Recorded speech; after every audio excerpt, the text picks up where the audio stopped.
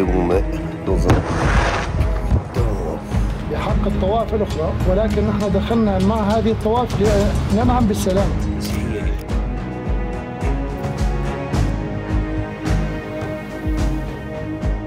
Ce tube de 152 mm.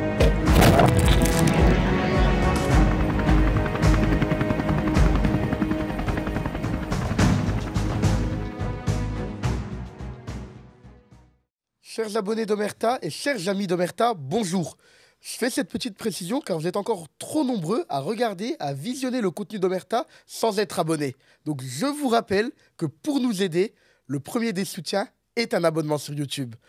Omerta poursuit son développement fort d'un succès de bientôt 500 000 abonnés grâce à vous les abonnés. Et pour vous, aujourd'hui avec Charles, nous allons faire des annonces. Bonjour Charles, comment vas-tu? Bonjour Adouane, ça va et toi? Très bien. Alors aujourd'hui, on va annoncer des bonnes nouvelles à nos abonnés. Absolument. Donc on m'a indiqué que de nouvelles choses arrivaient, qu'un nouveau podcast était en préparation. Retex, qu'est-ce que c'est Retex, Charles? Oui, alors en fait, le travail d'Omerta, il est essentiellement centré sur des choses que les gens ne voient pas forcément tous les jours. C'est le travail sur les grands documentaires. Il faut tourner les grands documentaires, les grands reportages à l'étranger, en France aussi pour les questions nationales qu'on traite. Il y a aussi la préparation des magazines. On a un trimestriel avec en plus des numéros spéciaux. Là, on vient de sortir d'ailleurs le dernier magazine consacré au Congo, qui fait suite à un reportage au Congo de 3 semaines de Régis et d'Abdullah, que je salue, qui est à la technique aujourd'hui. Mais il y a aussi effectivement le contenu qui est accessible à tout le monde, qui est sur les réseaux sociaux, qu'on produit déjà depuis quasiment la création d'Omerta. Mais là, en cette rentrée, on a décidé d'accélérer et de proposer de nouveaux contenus, de nouvelles émissions thématiques à nos abonnés, parce que c'est vrai qu'il est important pour nous, il est important pour nos abonnés, c'est une demande qu'on nous a faite depuis déjà quelques mois, de prendre le temps de creuser certaines thématiques. C'est vrai qu'on fait beaucoup d'émissions d'actualité, on essaie de donner un peu une vision, une analyse à 360 degrés de certaines grandes questions d'actualité, mais il est important aussi de pouvoir creuser, développer certains points particuliers, ce qui n'est pas forcément fait sur les autres médias aussi. Donc là, on a complètement réorganisé la grille des programmes. On a organisé 2 nouvelles émissions. Et Retex, effectivment, est la première émission thématique qu'on lance aujourd'hui tous les deux. Et Retex, ce sera retrouvé tous les vendredis? Alors non, en fait, la publication des émissions, elle va varier. Il y aura une émission Retex par semaine. Donc Retex, pour ceux qui ne le savent pas, enfin les militaires, les policiers qui nous suivent vont comprendre tout de suite. Les autres ne comprennent pas forcément. Retex, ça veut dire retour d'expérience. Et l'idée de ce podcast, c'est de donner la parole à des militaires, à des policiers, à des journalistes de terrain qui ont suivi comme ça les questions, soit les grands conflits, les zones, ce qu'on appelle les zones un peu chaudes dans le monde, ou alors aussi, pour ce qui est des policiers, eh bien, des grandes questions sécuritaires nationales. Il y a énormément de policiers qui enquêtent sur des problématiques qui sont aujourd'hui gravissimes. On parle de narcotrafic, de la prostitution, de la pédophilie, du grand banditisme. Et on souhaite, par l'émission Retex, donner la parole à ces journalistes, à ces militaires, à ces policiers qui ont vu sur le terrain, qui ont traité sur le terrain de ces grandes questions qu'on appréhende souvent mal depuis un plateau de télévision, quand on n'a pas eu le contact avec eux, quand on n'est pas soi-même parti sur le terrain. On souhaite donner la parole vraiment à ces acteurs de terrain qui, pour la plupart d'ailleurs, ont risqué leur vie ou risquent toujours leur vie. Il faut bien constater qu'avec une régularité hebdomadaire, ça n'existe pas dans le paysage médiatique, que ce soit mainstream ou aussi sur Internet. Justement, tu parles des médias sur Internet, je me fais un peu l'avocat du diable. Qu'est-ce qui, aujourd'hui, différencie Omerta d'autres médias dits alternatifs ou médias du web? Qu'est-ce qui différencie fondamentalement Omerta de ses principaux concurrents que l'on peut retrouver sur les mêmes créneaux, sur les mêmes plateformes? Il parle aussi de la guerre en Ukraine, par exemple. Omerta aussi. C'est quoi les grandes différences? Je dirais d'abord, ce qui est positif, c'est qu'il y a effectivement un discours alternatif aux médias mainstream qui ont souvent, d'ailleurs la plupart du temps, à quelques rares exceptions près, une vision un peu de propagande hein, que ce soit sur toutes les grandes questions internationales, par exemple, sur la guerre en Ukraine en particulier. Il y a un discours vraiment de propagande qui est un peu contrebalancé maintenant par l'essor des médias mainstream, d'abord parce qu'il y a une offre, il y a des médias qui se sont formés, qui sont constitués, aussi parce que ça répond à une attente des auditeurs qui en ont ras-le-bol, qui en ont marre de regarder BFM ou LCI pour se voir déverser un flot d'idioties ou de mensonges et de manipulations. Donc les gens, c'est vrai, vont de plus en plus chercher sur Internet une autre information. Donc, je dirais, tout ce qui est les médias alternatifs produisent effectivement un certain nombre de choses, de contenus qui sont, je dirais, appréciés et bénéfiques parce que, en les écoutant, en les regardant, on comprend un peu plus ce qu'est la réalité sans manipulation ni propagande mainstream. Ceci étant, la particularité d'Omerta depuis sa création, c'est qu'on ne se contente pas de commenter depuis un fauteuil ou À Paris. devant une caméra. On est, en général, les sujets qu'on traite, on les traite, on les analyse depuis Paris, mais on va sur le terrain pour les traiter. Et on l'a fait sur un certain nombre de terrains et de thématiques. On a fait un reportage Régis Le Sommier et Aïcha Missi en Afghanistan avec les talibans il y a 2 ans. On a fait un reportage réalisé par Aïcha Missi en Syrie lors de la chute de Damas prise par les troupes d'Al-Jolani. Là, par exemple, on a fait un reportage au Congo, dans la région du Kivu, qui est inaccessible aux médias quasiment. Également sur les questions sociétales aussi, hein, sur le wokisme, la transidentité, la pédophilie, la prostitution des mineurs, sur les questions de spiritualité. Enfin, on traite, je dirais, on analyse, on se permet d'analyser et parfois aussi de donner son opinion après avoir été sur le terrain. Ça, c'est vraiment l'ADN d'Omerta. Alors, c'est particulièrement vrai pour la guerre en Ukraine. Je trouve parfois, tu sais, indécent, déplacé de commenter cette guerre en, je dirais, comme un simple fait d'actualité. Parce que quand on va plusieurs fois avec les soldats dans les tranchées, dans les immeubles, on comprend que c'est pas un jeu, tu vois. Trop souvent, c'est le fait, je dirais, c'est propre aux pays occidentaux, le fait d'être dans une société où il y a un relatif confort, où la guerre est très loin, elle ne concerne plus personne, il n'y a plus de service militaire. Et puis aussi, faut dire aussi, il y a je dirais, chez beaucoup, il y a une espèce de dévirilisation aussi. On considère que tout est à prendre sur un ton léger, tout est de la blague. En fait, on est très éloigné d'une réalité qui est celle de beaucoup de pays dans le monde, qui est celle de situations de guerre, de situations de famine, de situations extrêmement dures. Et je pense que pour avoir la vision la plus factuelle, la plus journalistique, et peut-être aussi l'honnêteté qui va avec et qui est indispensable, il faut avoir vu, il faut avoir vécu, il faut être au contact de ces situations soi-même. Sinon, il y a un décalage qui se crée et finalement, on fait des phrases sur quelque chose dont on ne mesure pas l'importance, dont on ne mesure pas la gravité. Ces drames, en fait, qui, quand on regarde une vidéo ou des photos, je dirais, on ne peut pas totalement décrire. Voilà. Chez Omerta, ce qu'on aime, c'est partir du terrain pour raconter ce qui s'y passe, sans propagande, avec l'honnêteté vraiment comme boussole professionnelle et journalistique. Et puis à partir de ce qu'on a vu et de ce qu'on est capable d'expliquer parce qu'on l'a vérifié sur le terrain, eh bien de donner une analyse qui n'est ni dans l'humour, ni dans la propagande, ni dans la légèreté, ni non plus, on n'en fait jamais trop. On essaie toujours d'être vraiment, de donner la grille d'analyse à nos abonnés la plus juste et la plus honnête possible. Libre à eux ensuite de se faire une opinion sur les questions de prendre parti ou d'ailleurs de ne pas prendre parti. Là-dessus, ce n'est pas le travail d'Omerta. Tu parles des abonnés, je le disais en introduction, bientôt 1,5 million d'abonnés. Si on faisait une petite parenthèse, un petit point sur le développement d'Omerta en un laps de temps assez court, Comment tu analyses cela? Comment tu apprécies, ce développement? Car un demi-million un demi-million en aussi peu de temps et le nombre de contenus qui ont été réalisés, produits, diffusés par Omerta, c'est une ascension fulgurante, Charles. C'est quoi aujourd'hui ton retour, ton rétex, ton retour d'expérience? Alors, le rétexte sur Omerta, c'est une bonne question, merci. Comme ça, je vais pouvoir un peu expliquer les choses. Le rétexte sur Omerta, c'est que d'abord, il y a un public.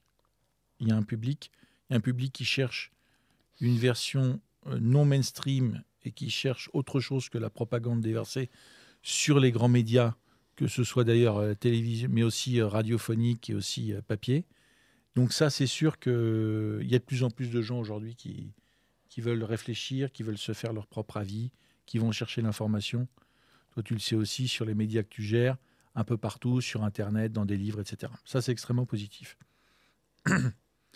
L'autre chose aussi, c'est qu'en même temps que, effectivement, on a rencontré un public et que ce public se développe, on a vu aussi sur certaines plateformes un certain nombre d'obstacles qui nous ont été mis.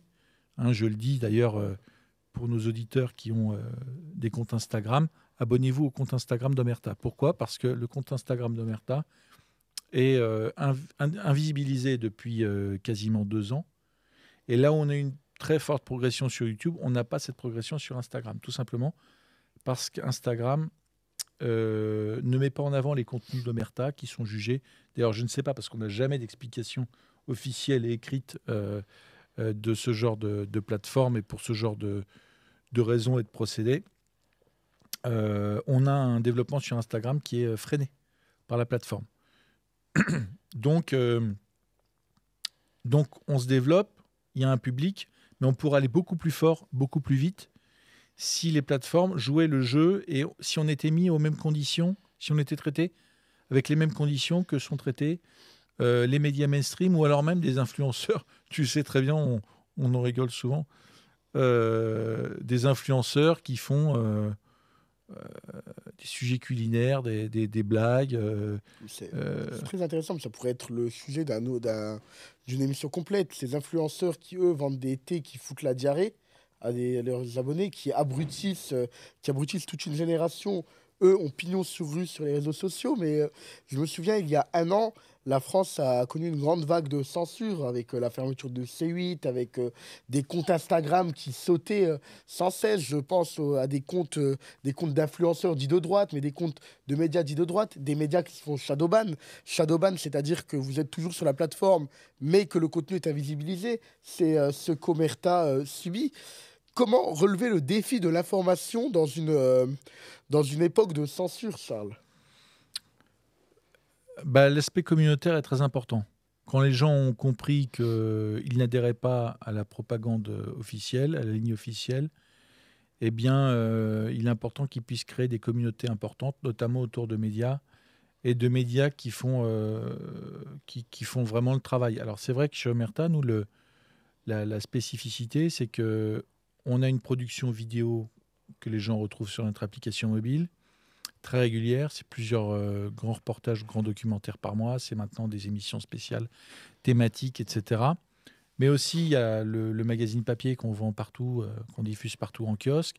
Et puis, cette production sur les réseaux sociaux. Donc, on a une production, une activité qui est extrêmement large, avec une petite équipe commando qui est réduite, mais qui permet finalement, je dirais, de fournir une offre à ceux qui veulent vraiment s'informer, qui veulent vraiment aller chercher l'information, qui aujourd'hui, je pense, n'existe pas de manière aussi développée dans l'univers non mainstream. Voilà, on a vraiment... Et d'ailleurs, c'est beaucoup de travail, le magazine trimestriel, les documentaires, etc. Cette équipe qui est vraiment formidable. Hein, où je le vois quand ils vont sur le terrain. Je vois pour ceux qui réalisent, qui montent jusqu'à des heures pas possibles pour que les documentaires ou les magazines sortent en temps et en heure. Ce travail, c'est vraiment parce qu'il y a une équipe qui est extrêmement professionnelle et extrêmement dévouée à notre public, à nos abonnés, pour leur fournir vraiment un maximum de qualité et de contenu. D'ailleurs, tu parles de l'aspect communautaire. Et là, c'est aussi le dirigeant d'un groupe de presse qui le dit. Je dirige un groupe de presse. Souvent, Dans la rue, on peut croiser des gens qui aiment le contenu d'Omerta ou d'autres médias, qui aiment aller en kiosque, acheter le magazine, qui aiment consommer le contenu. Mais il n'y a pas plus impactant et pas plus engageant pour le travail des journalistes que de s'abonner. En fait, un soutien pérennisé, c'est un soutien qui va permettre la continuité d'un travail, l'amélioration d'un travail et la constance. C'est très bien. Et d'ailleurs, tu peux peut-être montrer, Charles, les deux magazines qui sont actuellement en vente en kiosque. C'est très bien d'aller en kiosque, acheter les Oui. magazines. C'est important. Mais ce qui compte réellement, c'est la pérennisation. Vous abonner à Omerta, c'est accéder à l'application, à de nombreux documentaires, de nombreux contenus inédits, mais c'est également une chaîne YouTube, des réseaux sociaux, et c'est aussi le magazine. C'est un package. Donc, tu peux peut-être faire un point sur les formules qu'on propose en abonnement, Charles? Oui, en fait, il y a une formule abonnement à l'application, abonnement au magazine, et puis il y a deux autres formules, abonnement uniquement à l'application. L'application, ça se télécharge gratuitement, et via un abonnement de 4,99 € par mois, sans engagement, on a accès à tous les grands documentaires, tous les contenus vidéo d'Omerta et aussi les émissions spéciales dont on va parler dans un instant. Et puis il y a évidemment l'abonnement magazine aussi, qui est aussi peut-être dissocié de l'abonnement à l'application, et qui permet de recevoir le magazine trimestriel chez soi. Et d'ailleurs, pour ceux qui le peuvent, l'abonnement est intéressant pour nous parce que ça nous donne de la visibilité. Mais c'est vrai qu'alors le podcast là, dont tu as fait l'annonce, Retex, pour nous, c'est une nouvelle étape parce que ça nous permet de proposer avec une version YouTube et une version intégrale que les gens pourront trouver sur l'application, des contenus exclusifs, d'abord parce que les thématiques traitées ne sont pas traitées ailleurs, et aussi parce que souvent les invités qu'on va recevoir dans Retex,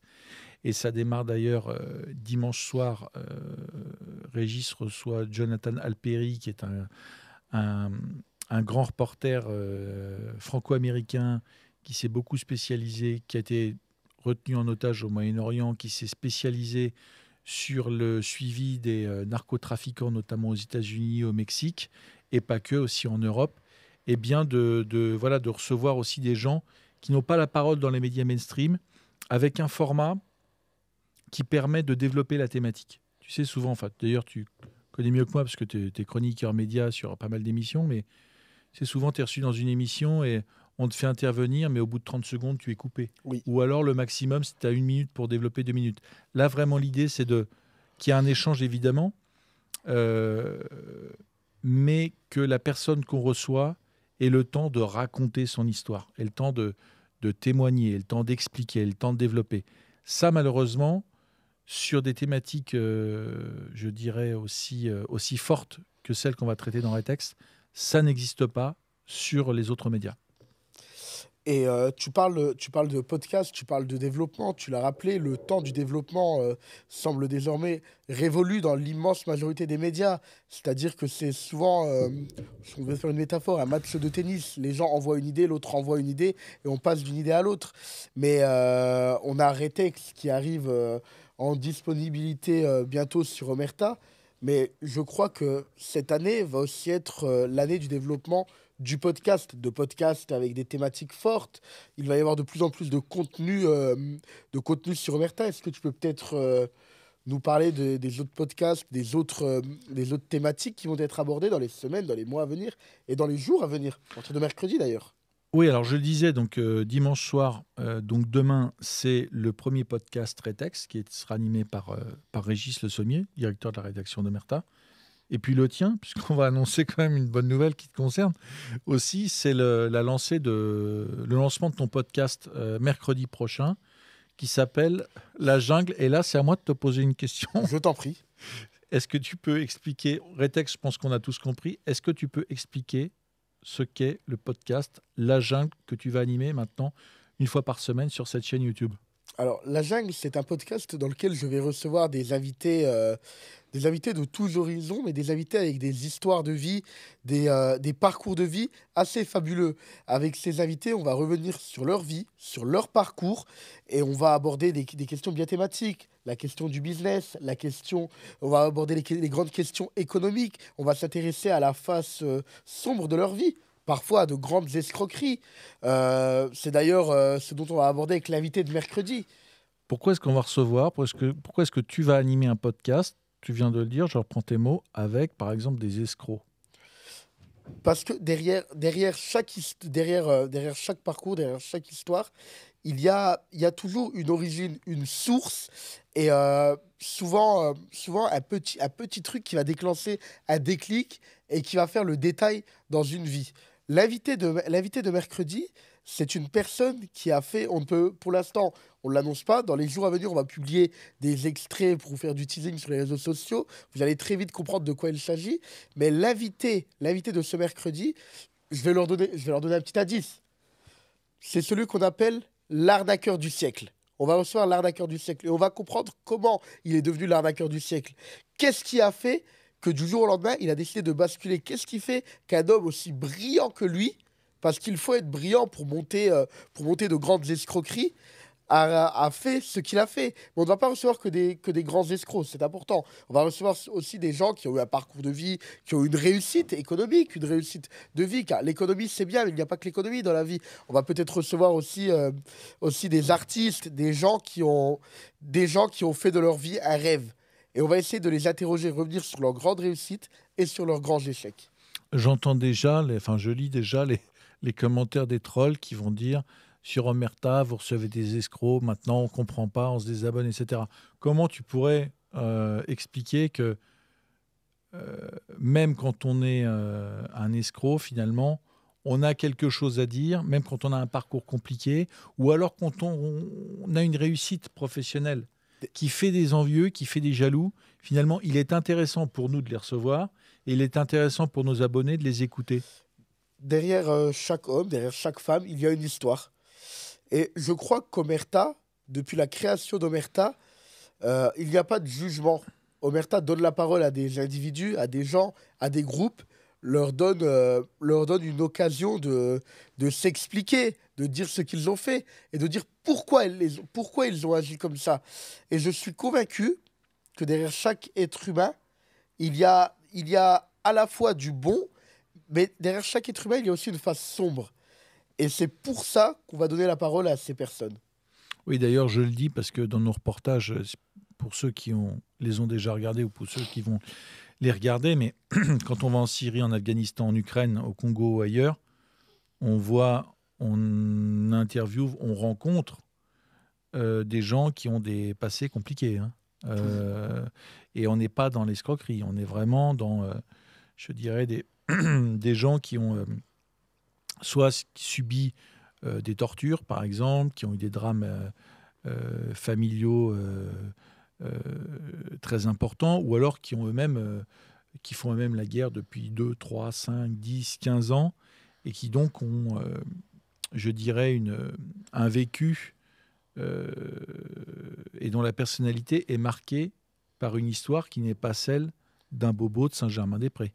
Mais je dirais, comme tu l'as dit très justement, le travail d'Omerta, c'est aussi de vous donner accès à toutes ces histoires, y compris pour le podcast que tu vas animer, La Jungle, à des chefs d'entreprise, à des artistes, à des personnalités qui ont fait beaucoup de bien parfois, qui ont de très belles réussites, qui ont suscité de la jalousie, ou parfois aussi qui ont des faces sombres, qui ont, je dirais, été dans l'illégalité, qui ont connu des drames aussi, etc. C'est aussi notre travail, c'est de vous proposer une diversité de profils, toujours avec du contenu, pour que vous puissiez en fait toujours vous faire votre propre avis. C'est très important. On ne donne pas de leçons, on ne vous dit pas ce qu'il faut aimer, ce qu'il faut détester chez Omerta. On vous livre la réalité finalement assez brute d'un monde de personnes, de situations auxquelles vous n'avez pas forcément toujours accès.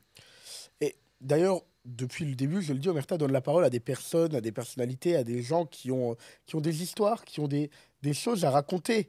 Si j'ai quand même le sentiment que le contenu dans lequel on reçoit des personnalités est un contenu qui vous plaît, qui plaît aux abonnés d'Omerta. Donc n'hésitez pas à dire en commentaire en dessous de cette vidéo ou en dessous des autres vidéos s'il y a des personnalités, des groupes ou des thématiques qui vous intéressent, que vous voudriez, que vous voudriez voir abordées sur la chaîne YouTube d'Omerta. Parce que ce média, c'est avant tout votre média. Ce média, sans ses abonnés, ce n'est rien du tout. Tout ce qu'on fait, tout ce qui est fait sur Omerta est fait dans le seul et dans l'unique but de vous informer. Et vous avez le droit de choisir votre information, vous avez le droit de faire des propositions. C'est aussi l'une des contreparties. On vous demande un soutien, mais en contrepartie, vous pouvez également prendre part au choix, à la stratégie éditoriale de ce média. D'ailleurs, j'illustre, là on parle de guerre, d'étrangers, etc. Mais une des thématiques sur Omerta qui est traitée et qui fait que même si on ne parlait plus de l'Ukraine, on n'aurait pas accès aux subventions des médias mainstream, auxquelles les médias mainstream ont accès, ont droit. C'est qu'on traite de questions sociétales sous un angle que personne, je dirais, n'ose prendre. Par exemple, on a sur l'application mobile, on a sorti aussi en version papier dans le magazine, des enquêtes sur le wokisme, la transidentité, la pornographie. Tout ça, ce sont des sujets qui, dans l'univers mainstream, sont traités de manière complètement uniformisée et qu'on n'a pas le droit d'aborder sous un autre angle. Je le dis par exemple pour la transidentité ou pour la pornographie ou pour tous ces sujets, systématiquement, on fait intervenir dans nos reportages, dans nos enquêtes, des psychiatres pour expliquer, pour donner un éclairage qui n'est volontairement pas donné par le mainstream. Ça, nous sommes les seuls à faire le boulot. Non pas d'autres médias en parlent, d'autres médias non mainstream en parlent aussi, mais la différence et l'ADN d'Omerta, c'est que on va investiguer, on va enquêter sur le terrain. Quand on fait un reportage sur les pédocriminels sur Internet, on va au contact, à la rencontre de pédocriminels. Ça, je le dis, ça n'est fait par aucun autre média non mainstream. Voilà. Donc, il est important, comme tu le rappelais, de vous abonner, de faire grandir cette chaîne YouTube et tous nos réseaux sociaux, parce que, à part vous, les abonnés, nous ne pouvons compter sur aucun grand mécène, sur aucun grand média. On ne peut pas compter sur des subventions du ministère de la Culture. Tout ça nous est fermé. Et d'ailleurs, on ne s'en plaint pas, puisque finalement, c'est la garantie de notre liberté et je dirais, de notre... Finalement, l'indépendance d'Omerta, c'est vous. Exactement. D'ailleurs, j'en profite pour une petite parenthèse. Tu parles de sujets qui sont abordés dans le mainstream. J'aimerais qu'on prenne 1 ou 2 minutes pour parler de France Télévisions. Depuis plusieurs jours, on a la présidente de France Télévisions, Delphine Ernotte, qui travaille pour vous, car c'est vous qui la payez avec vos impôts. France Télévisions, c'est 4 milliards de budget prélevé sur la TVA. C'est-à-dire que vous le vouliez ou non, vous consommez, vous financez France Télévisions. C'est votre argent qui sert à financer France Télévisions, et c'est des programmes qui ont pour seul but de vous manipuler et de vous influencer dans une vision du monde, dans une vision de la vie qui est uniforme.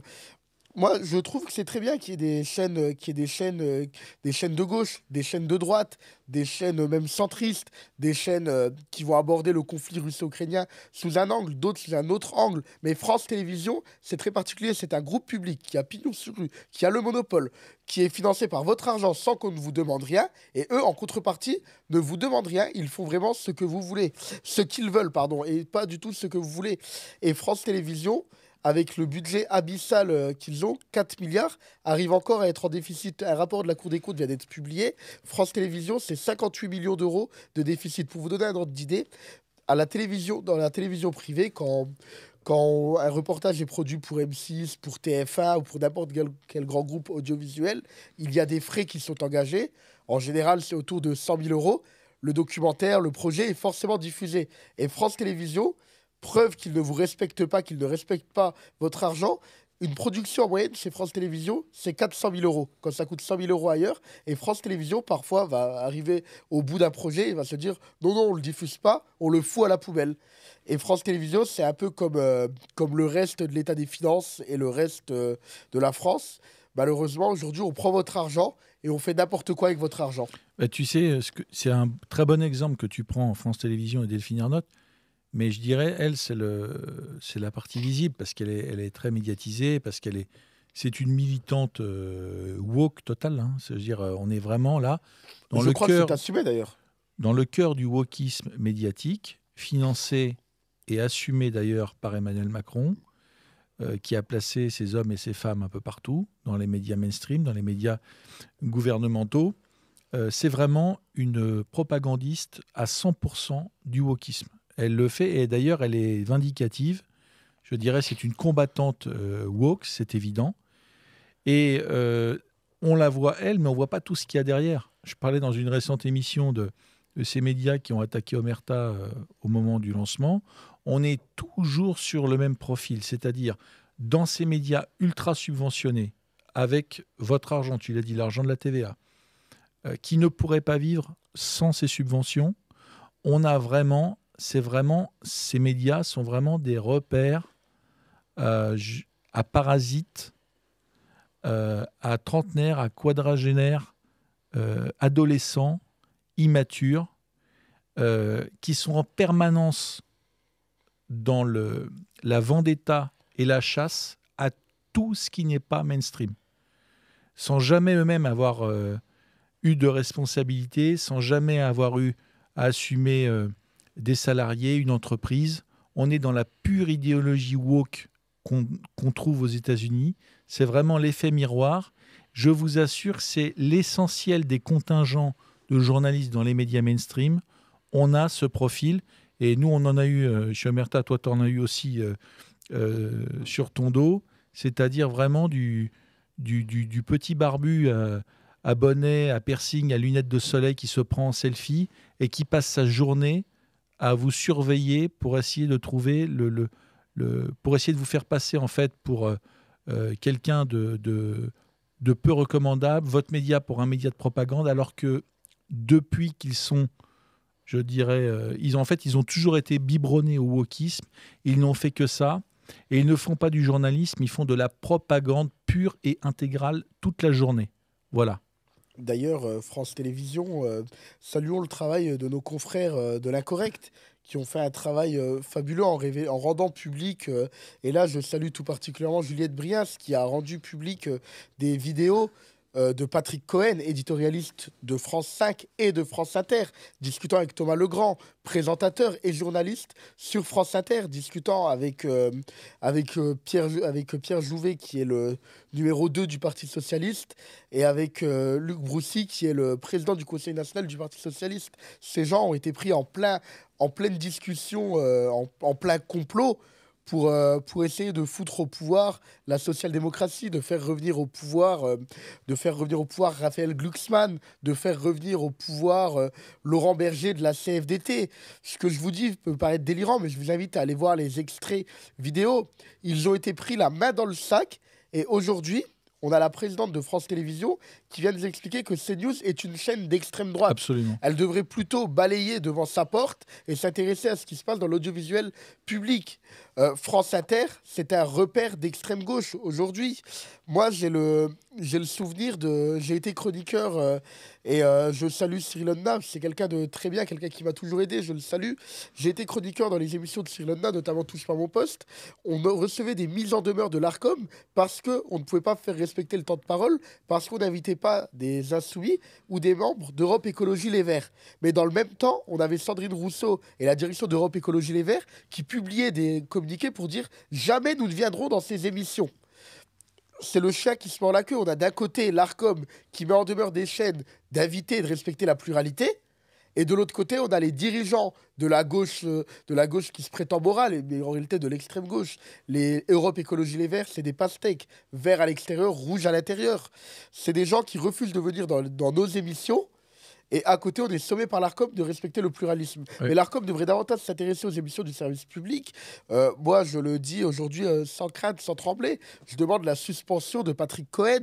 On ne peut pas être éditorialiste, être payé par l'argent des Français et rester sur France 5. Ou à minima, le décompte de Patrick Cohen dans le temps de parole du Parti Socialiste. Oui. Non, mais c'est pareil pour Léa Salamé qui anime le 20h de France 2, qui est marié à Raphaël Glucksmann, qui est un cosmopolite, un député français au Parlement européen, socialiste, cosmopolite, un propagandiste, un ancien d'ailleurs, je dirais, conseiller de gouvernement étranger, comme celui de la Géorgie de Mikhail Saakashvili. Et en fait, ça ne pose de problème à personne dans le mainstream. Le mainstream est toujours dans la chasse aux médias de Vincent Bolloré, parce qu'il ne supporte pas, je dirais, le regard qui est porté sur un certain nombre de sujets, notamment de sujets régaliens comme la sécurité, l'immigration, l'économie, etc. Mais en revanche, pour les petits copains et la consanguinité du mainstream, ça ne leur pose strictement aucun problème. Il n'y a absolument aucun article, il n'y a aucune enquête, il n'y a jamais de cache-investigation sur justement cette consanguinité et ces collusions entre politiques et journalistes. Là, il n'y a absolument rien. Voilà. Donc, dans ce paysage médiatique qui s'est radicalisé, je dirais effectivement, on essaie chez Omerta, avec Radouane sur son podcast qui sort mercredi, avec Retex que vous allez retrouver demain dimanche soir à 18h, on essaie d'avoir, avec des moyens modestes, je dirais, dans cette guerre médiatique, dans cette guerre de l'information, de vous apporter les meilleurs contenus possibles, les plus diversifiés possibles, les plus réguliers possibles, avec systématiquement le visage de l'honnêteté, du professionnalisme journalistique, pour que vous puissiez avoir accès aux informations que les médias mainstream ne vous fournissent pas, et que vous puissiez ensuite vous faire votre propre avis sur toutes les questions qu'on aborde. Nous n'avons pas de leçons à donner, nous n'avons pas à vous dire quoi penser, mais nous avons à vous fournir un maximum d'informations qui sont tues, qui sont interdites de diffusion dans la sphère consanguine du mainstream. Merci beaucoup, Charles. Je pense qu'on a fait un bon tour d'horizon sur les projets à venir d'Omerta. Donc, vous l'avez compris, Omerta, c'est une application, une chaîne YouTube avec du contenu gratuit, c'est des réseaux sociaux à alimenter. On l'a rappelé, abonnez-vous en masse, partagez les réseaux sociaux d'Omerta, notamment Instagram, pour vaincre le shadowban.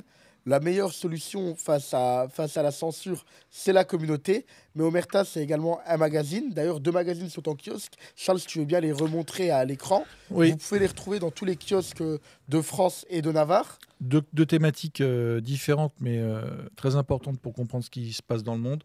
D'abord, le magazine Iran, Syrie, Gaza, l'offensive des néoconservateurs. Ça vous permet de comprendre ce qui se passe au Moyen-Orient, en particulier entre Israël et la Palestine, mais aussi évidemment dans toute la région. Et le deuxième, qui vient de sortir, qui s'appelle Congo, silence on tue, avec l'interview du président de la RDC, et qui là traite des massacres et du génocide au Kivu, qui est aussi une thématique interdite dans les médias mainstream, parce qu'elle vient contredire le narratif d'un État complètement anti-français depuis 30 ans, qui s'appelle le Rwanda. Et si tu peux me passer ton mug, Charles, on va se fixer un objectif. Le mois de septembre est bientôt terminé. Avant la fin du mois de septembre, avant début octobre, essayons de passer le cap des 500 000 abonnés. Je vous laisse tous commenter, mettre un like, partager, commenter. Omerta, je suis abonné. Et il y aura un tirage au sort. Le gagnant de ce tirage au sort remportera un mug Omerta qui sera envoyé à son domicile. Merci beaucoup, Charles. Merci Radouane. Absolument, vous savez quoi faire, chers abonnés. Demain soir, dimanche 18h, la première édition du podcast Retex avec Régis Le Sommier. Et rendez-vous en ce qui te concerne, mercredi 18h, pour le premier podcast La Jungle avec Radouane. Merci Radouane. Merci beaucoup, Charles. À bientôt. Merci à tous.